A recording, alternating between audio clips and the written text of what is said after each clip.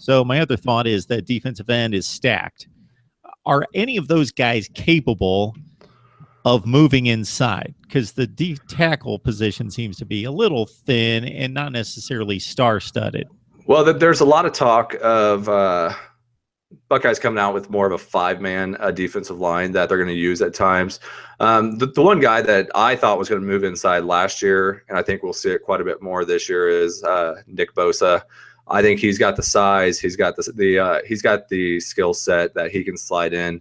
I think Hubbard, he's mainly a defensive end. He's that speed guy. I don't see him moving in. Of course, he's the former safety, former linebacker, former tight end, now playing defensive end. So I don't think he's got the size to move in. Bosa does. I can see Tyquan Lewis playing some in. Jalyn Holmes, I don't think he's got the size. So big one, I think, is Bosa. I think Bosa you will see in. I think Tyquan Lewis you could see in. And then Draymond Jones is going to stay in during that five-man. So the talk is five-man with Hubbard, Bosa, Draymond Jones, Jalyn Holmes, and then Tyquan Lewis. So that would be a pretty fearsome five. Of course, they can't do it all the time, but I think, at certain situations, I think that's going to cause some problems back there. So is that strictly a decision? And again, it's only going to be in certain spots, but strictly a decision to get the best players on the field?